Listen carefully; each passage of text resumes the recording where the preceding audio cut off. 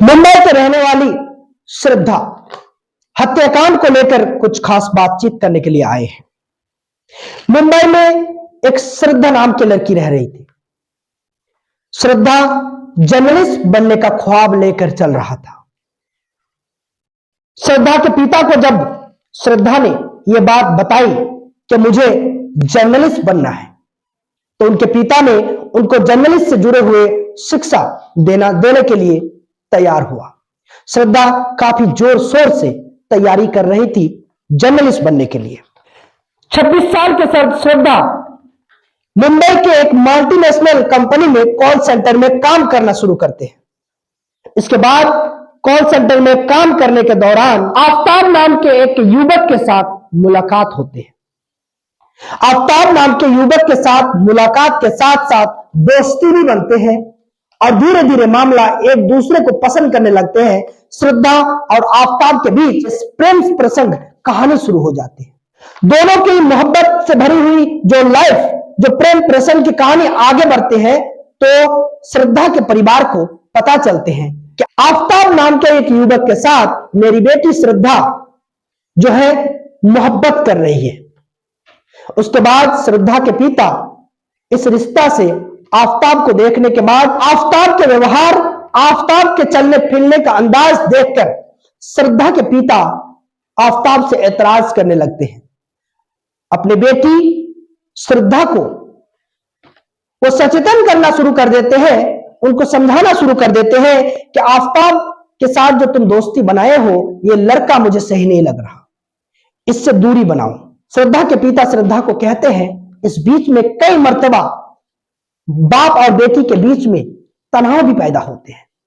तनाव पैदा होते होते इस तरह का मोड़ में पहुंच जाते हैं कि श्रद्धा अपने बाप को, अपने परिवार को छोड़कर आफ्ताब पर भरोसा करने लगते हैं और आफ्ताब के ऊपर भरोसा करके वो अपने परिवार छोड़कर मुंबई के ही दूसरे इलाके में रहना शुरू करते हैं। आफ्ताब और श्रद्धा दोनों ही लिविंग रिलेशन के साथ रहना शुरू करते हैं। फिर दोनों के बीच में तनाव पैदा होते हैं। जब दोनों आफ्ताब और श्रद्धा मुंबई के एक जगह में लिविंग रिलेशन में रहना शुरू करते हैं, इस दरमियान दोनों के बीच में तनाव और मनमुटाव होना शुरू होते हैं। उसके बाद दोनों फिर फैसला लेते हैं, चलिए कहीं पर घूम कर आते हैं। फिर चले जाते हैं हिमाचल। हिल स्टेशन में पहुंचकर वो अपने टूर के लिए निकल पड़ते हैं। तकरीबन 2 महीना वो हिमाचल के शहर करते हैं, हिमाचल के पहाड़ों का शहर करते हैं।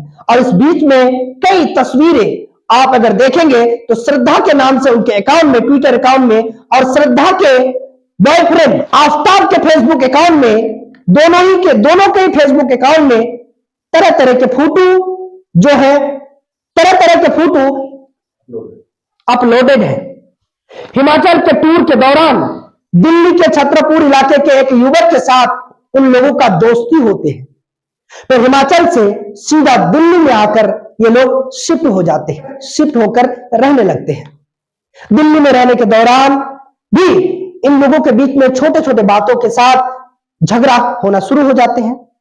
इस बीच में श्रद्धा आफ्ताब के ऊपर शादी करने के लिए दबाव बनाना शुरू करते हैं। काफी दिन से ये लोग रिलेशन में रहते हैं। श्रद्धा आफ्ताब के ऊपर विश्वास करके, भरोसा करके अपने मां बाप परिवार को छोड़कर, अपना साल छोड़कर दिल्ली आ जाते हैं। लेकिन आफ्ताब जो है इनके साथ लिविंग रिलेशन में रहना पसंद करते हैं, लेकिन शादी करने के लिए तैयार नहीं होते हैं। आप इस बीच में सोच सकते हैं, जो बाप बचपन से पाल पोस करके अपने बेटी को बड़ा किया, इस बीच में अपने बेटी को उन्होंने जर्नलिस्ट बनाने का ख्वाब देख रहा था, जिसके दरमियान लड़की भी यानी कि श्रद्धा भी जर्नलिस्ट का तैयारी करते हैं। इस बीच में आफ्ताब नाम के एक लड़का के साथ जब उनका दोस्ती हो जाते हैं, तो उनका सपना, उनका सोच, उनका तैयारी, सारा जीवन ही उनका पलट कर रह जाते हैं।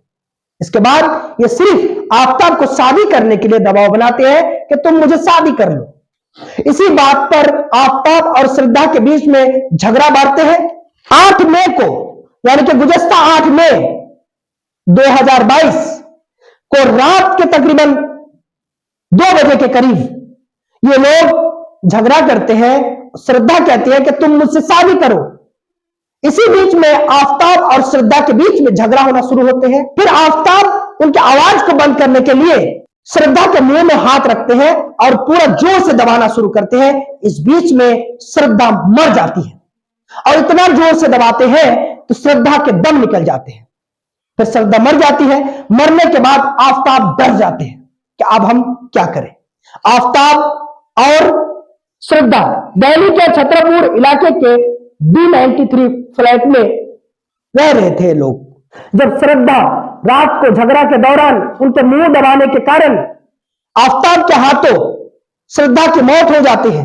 फिर श्रद्धा के डेड बॉडी को छुपाने के लिए, श्रद्धा के डेड बॉडी को नेस्तनाबूद करने के लिए उनके शरीर को 35 टुकड़ों में डिवाइड करते हैं।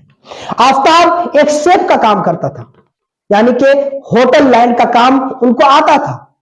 चिकन को, मीट को किस तरह से काटना चाहिए ये एक्सपीरियंस उनको पहले से ही था। इसी दरमियान मीट काटने वाला एक चाकू लेकर आते हैं, मोटा चाकू। उसके जरिए से श्रद्धा के शरीर को 35 टुकड़े में तकसीम करते हैं, यानी कि डिवाइड करते हैं, भाग करते हैं। फिर 35 लिफाफा में बंद करके एक नया फ्रिज खरीद कर लाते हैं और हाई क्वालिटी के फ्रिज खरीद कर लाते हैं, ताकि श्रद्धा के लाश सड़ने के कारण बदबू ना फैले और बदबू फैलने के कारण लोगों को पता ना चले। वो फ्रिज लेकर आते हैं, तमाम टुकड़ों को 35 लिफाफा में फ्रिज के अंदर रख देते हैं। एक एक लिफाफा हर रोज रात को 2 बजे ले जाकर कचरे के बहाने ले जाकर जंगल में फेंकना शुरू करते हैं। और हर रोज फेंकते फेंकते पूरा बॉडी को फेंकने में उनको 18 रोज लगते हैं, यानी कि 18 दिन में श्रद्धा के लाश को एक जंगल के अलग अलग ठिकाने में ले जाकर फेंकते हैं। और ये जो लाश टुकड़ा करके फेंका जा रहा था, दिल्ली के मेहरुली जंगल में फेंका जा रहा था। ये 6 महीने पहले की बात है। ये 6 महीने के पहले की बात है। आफताब सोच रहा था कि श्रद्धा अपने बाप से रूठकर, अपने परिवार से रूठकर हमारे साथ दिल्ली आ गए हैं, मुंबई छोड़कर दिल्ली आ गए हैं, तो उनका परिवार शायद उनका खबर रखना छोड़ दिया है। उनका परिवार शायद श्रद्धा को भूल गए हैं, दिल से निकाल दिए हैं। लेकिन बाप तो बाप होते हैं, मां तो मां होते हैं। आमने सामने अपने बेटी से प्यार भले ही जाहिर ना करता हो, लेकिन वो पीछे से अपने बेटी के ऊपर नजर वो जरूर रख रहा था।